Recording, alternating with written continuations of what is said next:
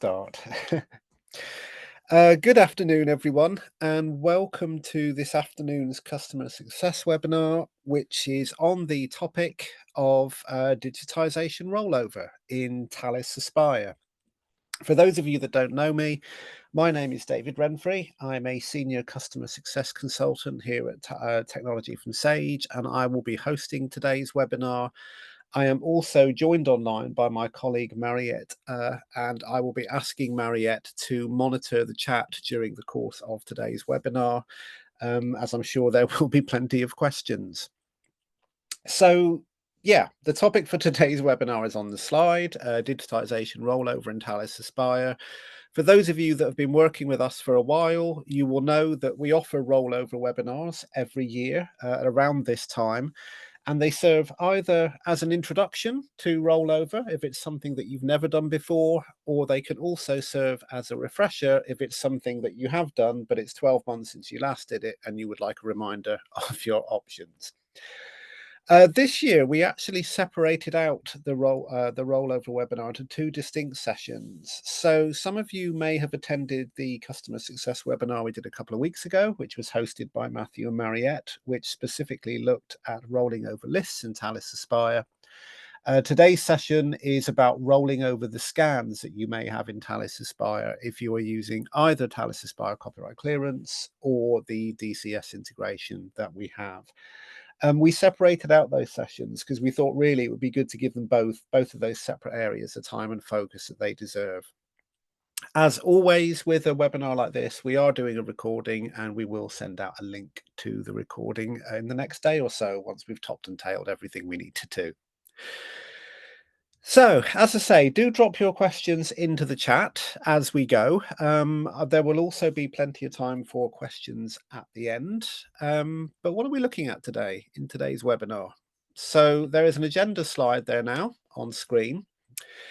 I thought we would actually start today with rollover in the DCS integration. And the reason I wanted to do that is because there's not really much to tell you. It only takes a couple of minutes. And yeah, I think we can whiz through that quite quickly. And then if you are one of the institutions that's using the DCS integration and just wants to drop off after that, that's absolutely fine.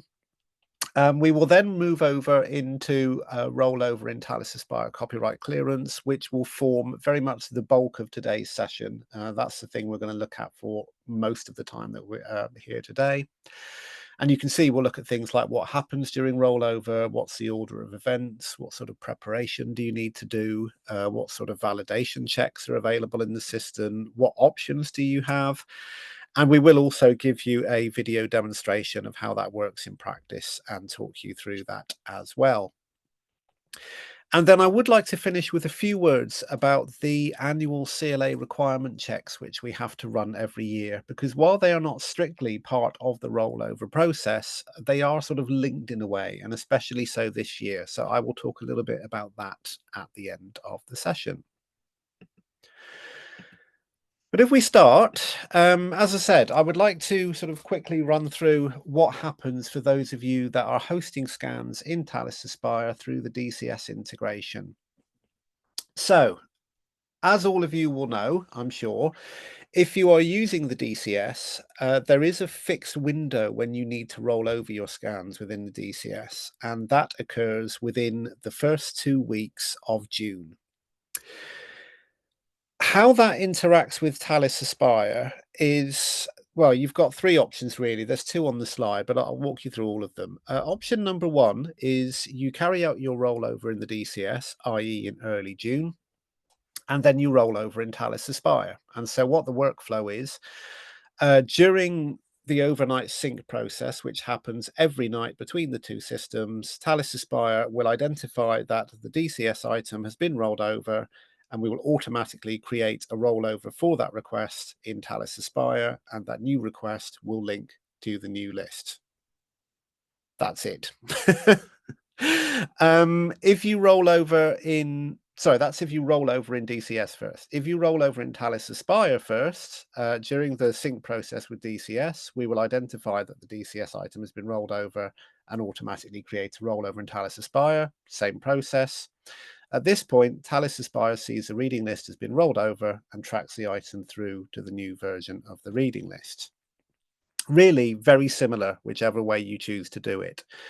The third option is if you don't actually roll over in Talis Aspire at all, then again, the sync process overnight will basically say, okay, there's a DCS item here that's been rolled over. We'll create a new request for it and we'll link it back to the original list.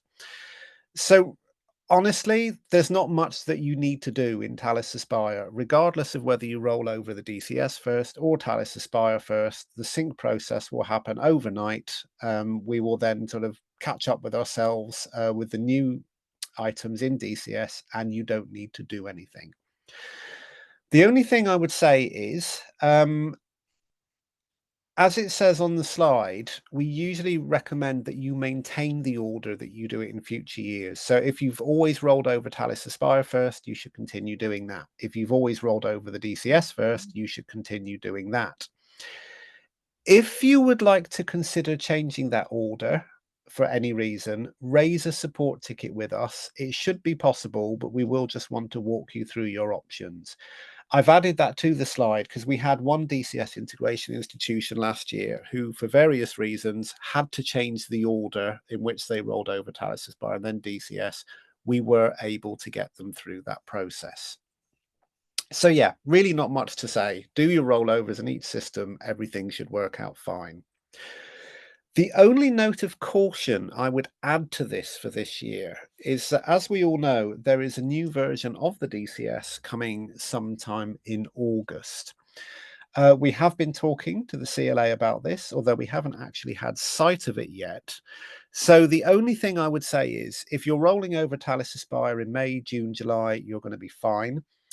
If you are rolling over Talis Aspire late in the summer, so sometime in August, and you are using the DCS integration, and you have switched to the new version of the DCS before you roll over Talis Aspire, please reach out to us and we will have a conversation about your options there.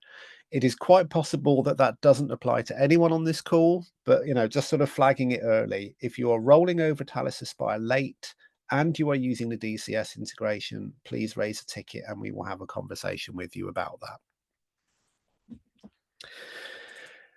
And honestly, that's really all there is to say about the DCS integration rollover. As I say, most of the heavy work happens in the DCS itself, and then the overnight sync between the two systems should take care of the rollover. But if there are any sort of queries around that, do raise a support ticket and we'll happily sort of go into more detail around it with you. There are also a couple of articles on our support site which will sort of lay out in more detail everything that I've just said there.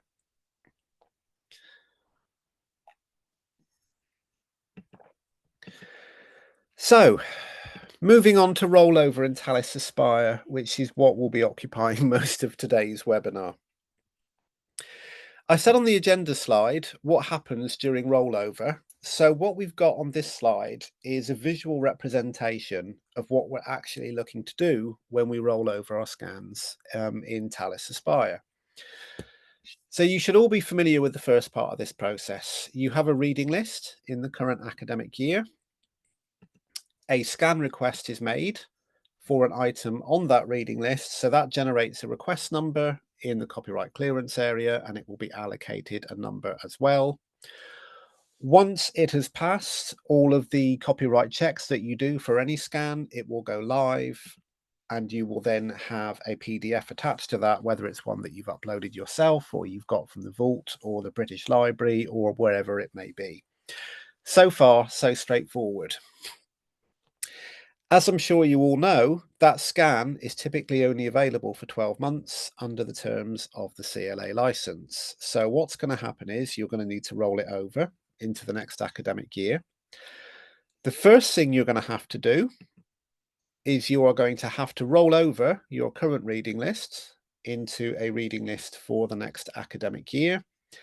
That rollover of the lists must take place first, because if you're looking to roll your scans over into next year, then you're going to need a new list for it to roll over into. If you are one of the handful of institutions that doesn't roll over at all, we'll talk about you in a few minutes. But key point here, do roll over your reading lists before you come to roll over your scans. At the point you roll over that reading list, so that you've got the new version over here, it will still be pointing at the original scan, and that scan will stay available up until the end date that's attached to it. When you've now rolled over your lists, you come to roll over your scans, you're going to do something similar. You will roll over the scans in copyright clearance, and we'll show you how to do that in a moment. That scan will now generate a new request number in the system. And at this point, the new reading list will start pointing at that. But right now, this PDF here is still attached to both requests until the point when your original request scan, the dates on it expire, at which point we will lose that linkage. So it will no longer be available on the new list. It will no longer be available on the old list. So it's on the new list, but your new request will now be within your new time period and it will be available to you on the new reading list. That's the theory. So hopefully that makes sense, everyone. We start out with an old list, which we roll over. We start out with an old scan, which we roll over. The new list will then be pointing at the new scan because there is logic beneath the system, which will allow you sort of all of those things to join up as required. I can see there's a question from Peter. What happens to scans, digitizations on archive lists? Will these still be accessible to students? Peter, you're using the DCS integration at Loughborough, I believe, in which case the answer is it should still be available on the archive list. All functionality in archive lists works as expected until the scan is no longer available.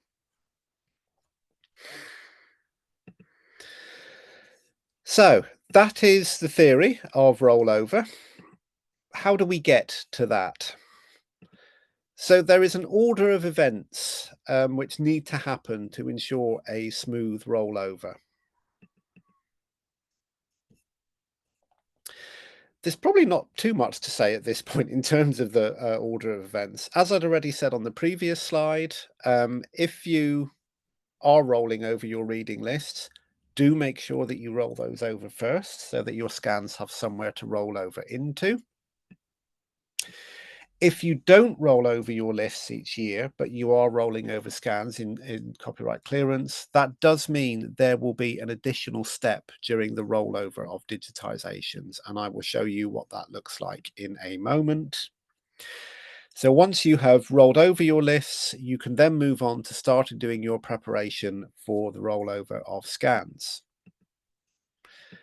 I cannot emphasize this next point strongly enough.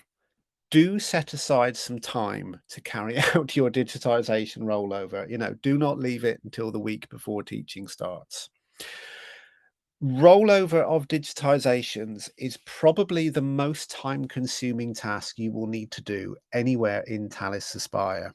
I can imagine one or two of you are nodding at this point.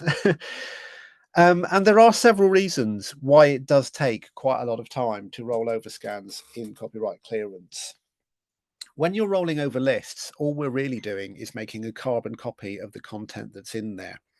We don't have that luxury when we are rolling over scans because each time we roll them over, we are effectively checking them to ensure ongoing compliance with the CLA license. So that means we are making calls for each rolled over scan. We are making calls to your catalog. We are making calls to your link resolver. We are checking Nielsen books to see if there are newer editions. We are making calls to the CLA check permissions API. So it isn't something that can easily be streamlined. There's also the fact that some of you will simply have thousands and thousands of scans to deal with. I know that some institutions that use copyright clearance have got 3,000 or 4,000 live scans at any one time. You can only send up to a maximum of 200 scans to be rolled over at any one time. And again, that limit is there because of all those things I mentioned a moment ago. We have to make calls to catalogs, to link resolvers, to Nielsen's. So we don't want to sort of, send 600 requests all at once and overload the system. So for all of those reasons, rollover of scans is probably going to take you some time, so do set aside some time to make sure you've got time to do this. There are some things you can do to try and streamline the process a bit. So one of the things that we recommend, and we know a lot of you do, is that you roll over the scans on a sort of course by course basis, so that it's easy to keep track of where you're up to. So, rather than just identifying 200 scans that are available for rollover and shoving them all through, it makes sense to take a step back, take a more sort of structured approach to it. And we will show you how that looks in a moment when we get to the demo. And yeah, you will find as you begin the rollover process that sometimes you'll find that maybe items are no longer available on a list, or maybe there's a newer edition of some of the things that you're looking to roll over. There's now a new edition available. Perhaps you need to go and speak to your lecturers to clarify, what they would like you to do at this point. Do they want you to use the new edition? Should you keep using the old one? Should you use something else? So yeah, lots of things to sort of consider when you actually come to do the rollover itself. Some other things to highlight. When you come to rollover scans, you have the choice whether to pre-clear or edit and pre-clear. Pre-clear essentially allows you to make them available for another 12 months or however long your time period is within Talis Aspire. Edit and pre-clear means that you can make updates at the point of rollover. So perhaps you have a scan which is available for course ABC 001. That course has now changed its module code, but you still need the scans available. So at this point, you would choose edit and pre-clear, and you would make changes to the module code, or you might want to change the student numbers or whatever. Again, we will show you examples of how that works in a moment. And again, this is just sort of flagging up what I said a moment ago. You can filter your scans by time periods or by the CLA's reporting period, or you can filter by course code. So when you're coming to sort of identify scans you want to roll over and to do it in a methodical manner, there are tools within the system that will allow you to do that. A couple of other things before we show you the demo and all of this sort of begins to retrospectively make sense. We run validation checks within the rollover process. So even before you get to the point where you're sort of checking the scan against the CLA's Check Permissions API to see if it meets the terms of the license, we will look for things within the system. So we will look for things like rollover date conflicts. Have you tried rolling over a scan into another time period where the time periods overlap? We will look for things like double rollover. Have you already rolled over a particular scan? You've then made the mistake of selecting it for rollover and attempting to roll it over again before the reading list is available. We will flag that with you. We will flag with you if you're attempting to roll over a scan which is attached to a reading list that hasn't been rolled over yet. And again, I'll show you what that looks like in a moment. We will also flag with you if you're attempting to roll over a scan which is attached to a list item which has been deleted. So we do see this happening sometimes. A lecturer creates a list, they make a scan request which you make available for them. They then delete that item off the new version of the list. You come to roll over the scans. You don't need that anymore. So we will flag that up with you at the point of rollover.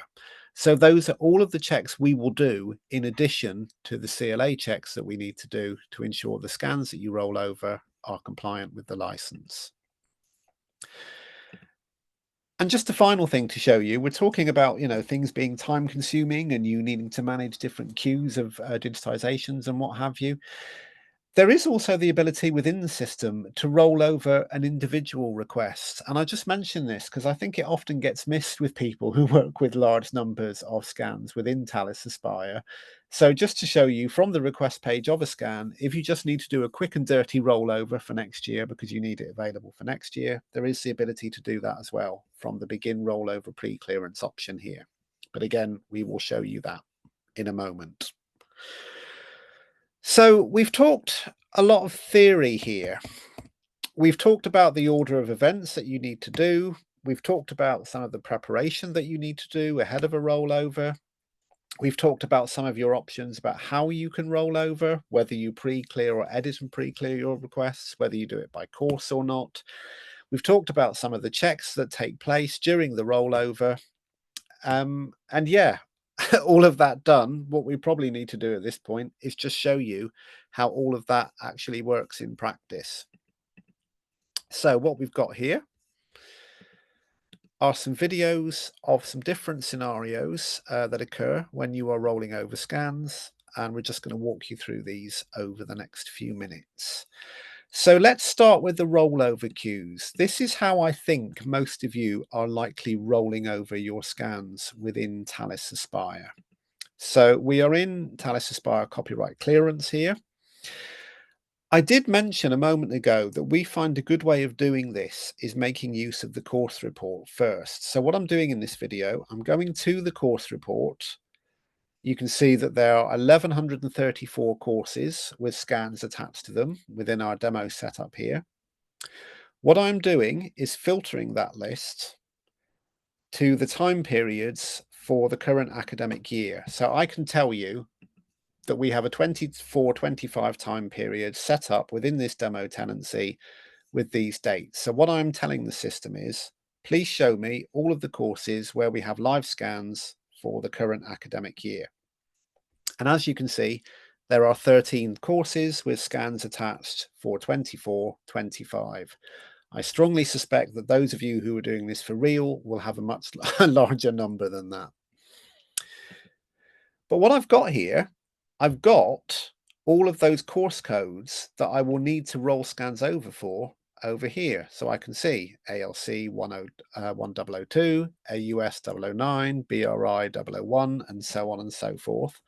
So what I could actually do at this point, I could actually download this report, and all of the course codes that I need to consider when I'm rolling over scans for the next academic year will be available to me in that report that I export.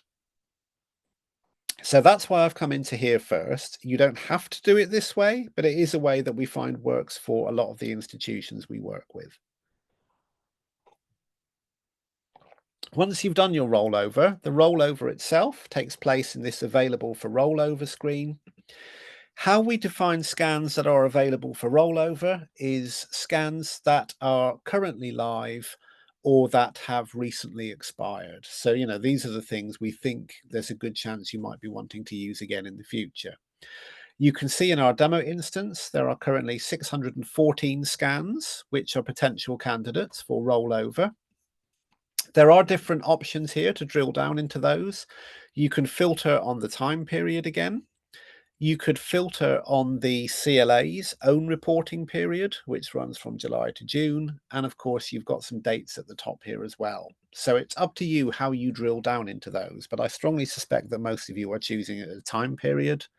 So what I've done there, when I've clicked on Apply Filters, I've said, show me all the scans within my 24-25 time period that are available for rollover.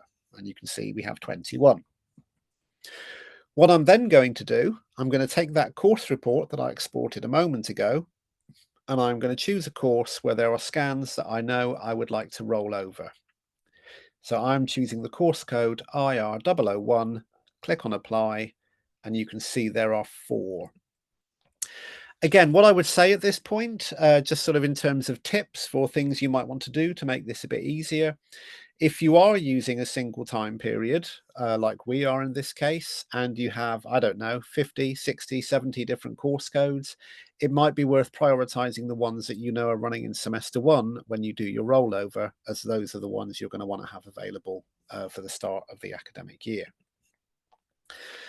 So at this point, I could easily roll over those 4 scans. What I did with this video demo, I deliberately sort of removed those time period filters. So we would recommend that you keep those live. But I've removed them because I want to show you a couple of scenarios that you might face when you are rolling over scans. So what we've got here now is we've still got our course code, but we're not actually looking at the time period at this point. So there are now 6 scans available to me. I can choose the ones I want to tick, the ones that I want to sort of roll over, and you can see I have selected 5 of those. So what I'm trying to do now, I'm trying to make these scans roll over into the next academic year so that they will be available for next year's students. And Andrew has put in the comments that this is how they do it at Worcester. Thank you, Andrew. I've chosen pre-clear here, and as the video says, pre-clear is probably what most of you will be doing when you're rolling over. So as it says on screen there, by selecting this pre-clearance method, you will not be able to edit the request values. Course names and requesters will be set exactly to what they are being rolled over from. So typically what that means is if you're rolling over to next year, we will simply add 12 months to the end date of the current bundle. So we're making it available for another year. But you do also have the option to choose, and again, there's more information about it in that pop-up there. You do also have the availability to choose edit and pre-clear. And what that would allow you to do is actually make changes. Maybe the course code has changed, or maybe a different lecturer is now responsible, or maybe you want to make changes to the student numbers which are attached to this course at this point. It is worth pointing out that if you don't have that information at the point of rollover, you can make those changes later in the course report. But what we're doing is we're taking all of those scans with that course code. We are clicking on pre-clear. We're getting a last opportunity to say, are you sure? And then we're going to roll it over. So what we're doing first, when we go into the queued jobs, we aren't actually running any copyright checks at this point. What we are doing are those validation checks that I mentioned a moment ago. Are these items attached to a list that's been rolled over? Are these items still, do they still appear on the list? Have they been deleted? This really shouldn't take more than a few seconds.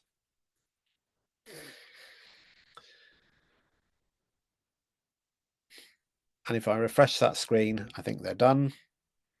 So remember, at this point, these items haven't been copyright checked. We're just validating them. And if I go into that queue that I've just created, it is showing me the problems that I've got here. So there are 5 scans within this list that I sent to rollover. The system has flagged some problems with me. Reading list rollover. One request is linked to a reading list item that does not appear to have been rolled over. One request in queue has a current start date in the future, indicating possible double rollover. So this is one I deliberately included to sort of show you those workflows. These two both relate to the same item. What's happened is I've already rolled over this scan. I don't need to roll it over again, so the system is flagging it with me. There is also a warning here. One request in queue is linked to a reading list item that has been deleted. So this is a scan that appeared on the list last year, or was requested last year. The list has now been updated. This scan no longer appears on the list, so you no longer need it. So the system is flagging those issues with you, and you then need to take some action. You need to address them. So I can filter the list by the requests that are causing the problem. It will show me what they are. So in this case, this is a scan that I've already rolled over. I don't need to roll it over again. I've already done it. It's also the one that's triggered this double rollovers message.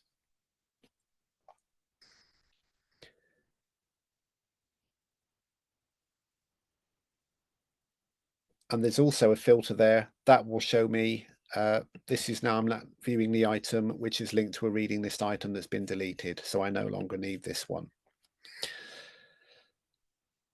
So what I'm going to do, I'm going to remove the item where there's a double rollover because I no longer need that. We will go back into the validation checks. We've still got the item in there, which is linked to a reading list item that has been deleted.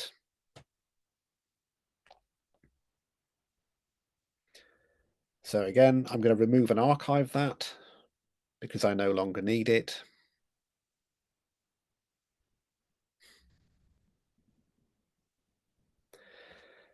So these 3 have passed all of the validation checks.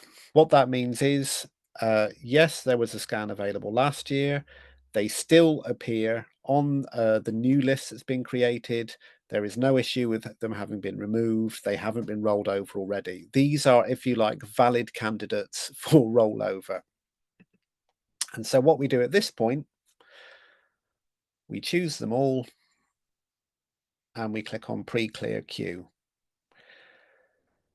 This is the bit that can take a little bit longer, particularly if you're rolling over 20, 30, 40 scans at a time. So what happened here, you can go into that queue and you can see it's rolling over. When I was recording this video, I actually paused it at this point so that I won't make you watch a sort of whirring wheel for 30 seconds. What I can tell you is there were 3 scans in that queue.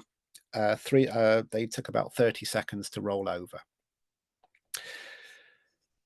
The pre-clearance process is now finished. You know that we had 3 going into this queue. We're now down to 2. So what that means is the one that isn't displaying here has passed all of the checks. It is already live on the list. The rollover is complete.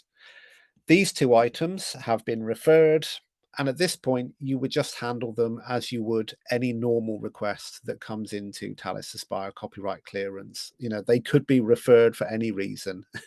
Effectively, when we're doing the rollover, what we're doing is we are making a brand new request. So if I just go into one of those to have a look at the reason it's been referred, in this case, if I just pause it, it said unable to determine permissions from CLA check permissions. So for whatever reason, that ISBN, when it was fired against the CLA API, did not find a match. But any of you that work with scans regularly will know that there are any number of reasons why a request might be referred. But at this point, yeah, you treat it as you would a normal scan. You reject it or you process it, you know, to push it through to live. And yeah, that's it really. Just to show you, we are doing this from the sort of queues that we created during rollover. But if I just rewind that a few seconds, it doesn't want to rewind. But at the point where you have gone through all of the checks and you've got to this stage, at this point, they will appear in the ordinary requests menu of Talis Aspire copyright clearance. So if you do want to view all of them without going back through the queues, you can just go to referred requests or rejected requests or wherever you normally go and handle them in the normal way, because essentially we've created a new load of requests for you within this screen. And that really is how it works. We create our queues, we check for validation problems, we check to see whether they get referred or not, and if they pass all of the checks, then at that point they go live, and that's it. I did just want to show you another couple of scenarios, and by the way, do post your questions into the chat or the Q&A as I'm going. I am checking them, but I can't see any at the moment. I mentioned that some of you actually don't roll over lists in Talis Aspire, or it may be that some of you have a particular list which doesn't roll over for whatever reason. Maybe it's some sort of perpetual time period list, but you do have scans in it. So just to show you how the process works in that scenario, we start out the same way. We're going to put in our course code. We're going to choose our time period. We're going to apply our filters and we are going to select the scans that we would like to roll over. So just to remind you, these are scans attached to a list, which I have deliberately not rolled over to show you what happens in this scenario. We send them through the validation process. And again, before we even get to the CLA check, we will get a message like this. 3 requests are linked to reading list items that do not appear to have been rolled over. So if you do want to roll over scans which are attached to a list that hasn't been rolled over for any reason, there is logic in the system to support that. What we are going to do, we're going to click on Resolve, and you will see there is a pop-up window here which shows you your options. So no reading list rollover detected. The system has detected a reading list rollover has not been performed. Please select the appropriate action for your institutional policy. So if your policy is to roll over reading lists, please perform a reading list rollover before you roll over your digitisation requests. So we could remove them from the queue at this point and come back to the after we've done the list rollover. If your institution does not roll over reading lists, e.g. you don't have time periods or change the time period on reading lists, select link new requests to existing reading list items. So what we would do, we would select this option up here, and effectively that would extend the scan for another 12 months and it would be available. And that would be how you would get around not rolling over your reading lists. So there is an additional step each time with scan rollovers if you do not roll over lists. And the final option there, if you wish to link this item to a reading list at a later point, select manually link requests to reading list items after rollover. So you can roll over the scan, you can put it through the checks, but just bear in mind that you're going to have to go back into it later and link it to a relevant reading list item. And at that point, we hit save and we go through the normal checks. We validate them, we check to see whether we're happy with them or not. Because we've said, yes, that's fine, we want to link them, we're then going to click on pre-clear queue. And again, we'll shove them through the CLA checking process at that point. So again, hopefully that makes sense to everyone. The final scenario I wanted to show today is just how to roll over an individual scan. As I said, I think a lot of people miss this. So just to show you, it is possible. If you don't want to deal with the big queue, or you've got an individual scan which you want to roll over quickly because it's been missed for whatever reason, or it just needs to be made available very quickly, you can do that. All you need to do from the request page within copyright clearance, you go to the actions menu, you go to begin rollover pre-clearance, and it treats it like an edit and pre-clear. So this is a nice example of how the edit and pre-clear works. This is the point where you could edit your start and end dates, you could edit the requester name and their contact details, you could edit the course name, you could edit the course code, you could edit the student numbers. So you could do all of this in bulk if you choose edit and pre-clear through the queues, or it's the default option if you're rolling over an individual scan. In this case, I didn't feel the need to edit any of those, but just to show you that the options are there. And then at that point, when you're done, when you're happy with what's there, you can just click on pre-clear rollover and it will send it through the rollover process. And when I did this morning, what I found was I was trying to roll over something that had been deleted. So at this point, I would click on archive request. But if it was a valid scan, again, it would just generate a new request. I would deal with it in the normal way.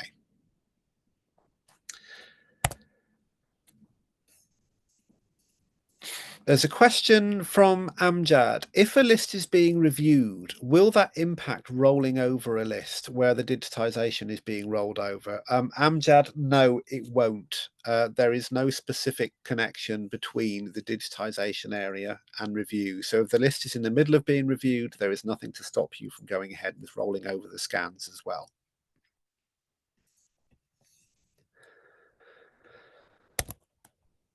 Okay, and just some final notes to finish. And again, do drop your questions in as we go.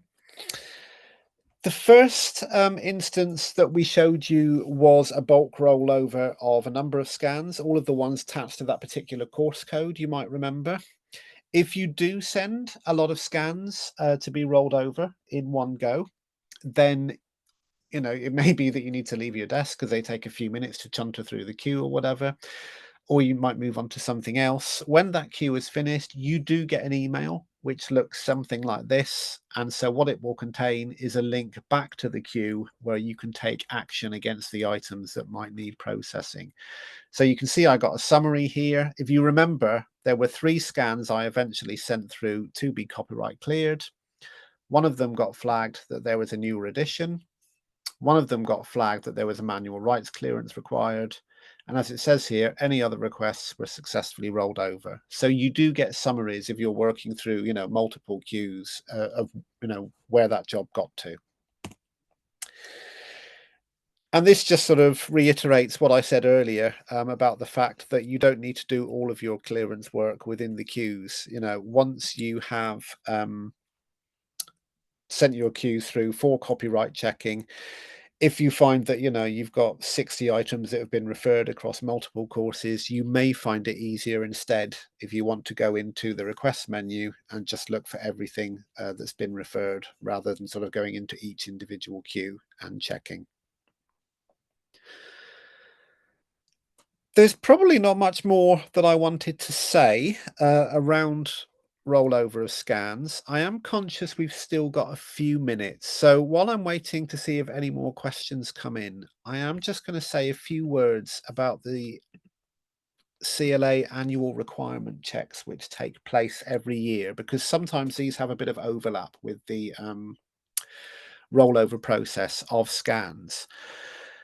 So again, if you've used Talis Aspire copyright clearance for any longer than a year, you probably know this, but if you're new to the system, I'll just outline what it means quickly. Any institution that holds a CLA HE license is required under the terms of the license to have all of their live scans to be checked for excluded and not found responses from the CLA Check Permissions API each academic year. So basically what that means is once a year there is a health check done on your scans essentially to make sure that everything you currently have live is covered by the CLA's Check Permissions API, and that occurs whether you are a DCS user or a Talis Aspire copyright clearance user.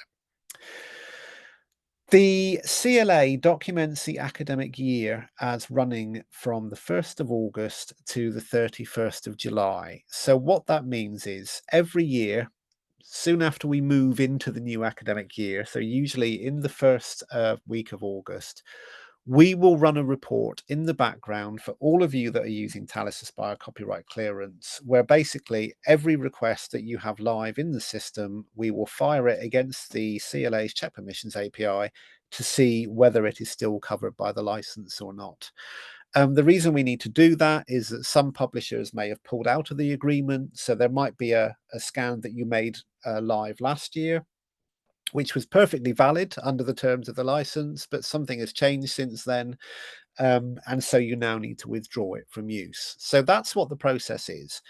You don't need to do anything. We run this in the background, and when the report is ready, an email will be sent to all of the system admins of your Talis Aspire copyright clearance area saying, we've checked all the scans that are in your Talis Aspire area. There are 3 that we think need action, or however many we find based on the results from the API. The reason I mention all of this is because we know that most of you will be rolling over scans in sort of June, July time. So what that means is if you do all of your rollover in, say, mid-July, the chances of anything getting picked up as no longer covered by the API are probably very slim because you'll already have made those checks when you did the rollover a couple of weeks earlier. But I do just need to let you know this is a process that runs every year. We are legally obliged to run it, and it's something worth looking out for in early August. There is more information about it on our support site. Do raise a ticket if you have any questions. The only thing I want to say around this, which is different from last year, is that we are aware, because the CLA is in the process of sort of setting up its own DCS product and its new version of it in August, we have heard that they are planning on running their CLA requirement checks a little bit early this year. So usually they run them in the first week of August. We understand they'll be running them in late July this year, so a week or 2 earlier. We have recently reached out to the CLA to check with them whether we should be doing the same or whether we can run them in early August as usual. We will keep you posted as soon as we have a response.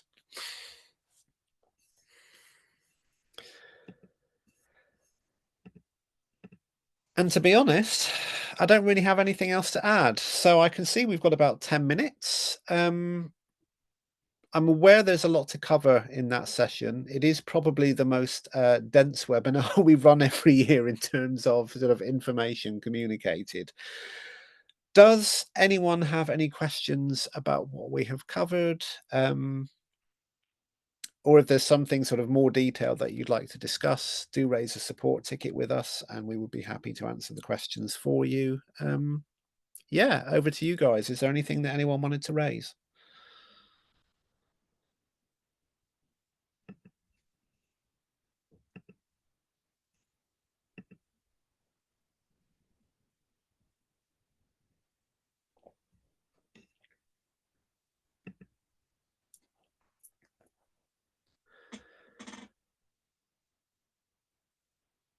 Okay. I don't. Oh, we do have a question. You mentioned it's possible to make changes later in course report. Could you explain a bit more? Yeah, that's a good question. So, if you remember, what we said was when you come to roll over scans, you have this option here that you can either, no, let's not do all of them.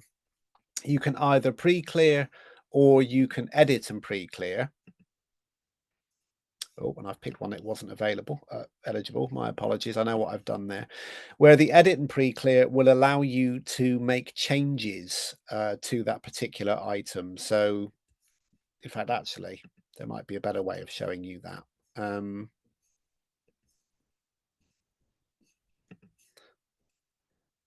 Sorry, I'm just trying to find something that I think would be eligible to sort of demonstrate best. And there's a reason I'm skipping all of these.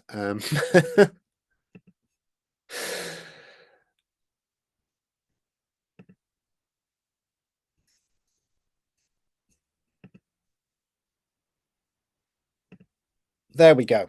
So I mentioned that it was possible to edit and pre-clear, and that would give you the ability to change the details at the point of rollover. Now, as I said, it may be that you've got a restructure happening, that course codes are changing, but you don't have that information to hand at the point of rollover. If that is the case, what you can do is you can roll the scans over as normal. What you can then later do is you can go into the course report. So it's reports and courses. I've got a very old report here from a course here from 5 or 6 years ago.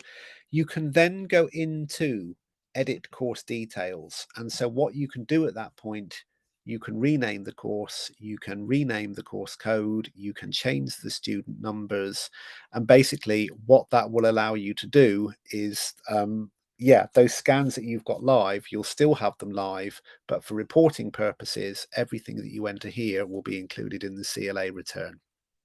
Sam, I hope that answers your question. Amjad has a question. Will there likely be a rollover process for Talis Engage content? Amjad, yes, there will. We are currently discussing the various options that A, we have thought of, and B, have been suggested to us by customers since we started promoting Talis Engage over the last few months. So the honest answer is yes. I don't know what it will look like today, here and now, but when we come to do this webinar in 12 months, there will be a process which we can share with you. I just say all of that because we've had various scenarios suggested to us, and what we are looking to do is to put together a process that will address all of them.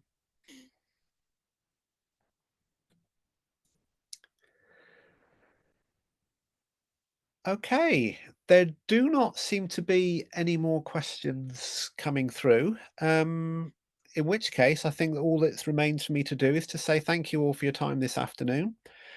Hopefully, it was useful. As I say, the recording will be sent out in the next day or two. We will also include some links to relevant support articles when we send that out.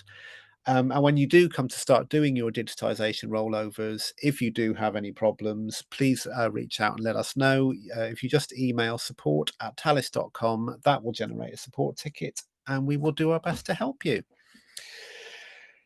Thank you all for your time. Hope you enjoy the rest of the day and the sunshine. And yeah, I'm sure we will be speaking soon. Thank you, everyone.